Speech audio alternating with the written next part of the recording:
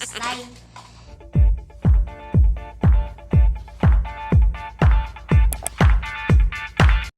Hi guys! Welcome to my channel. So may panibagong video na naman po tayong gagawin.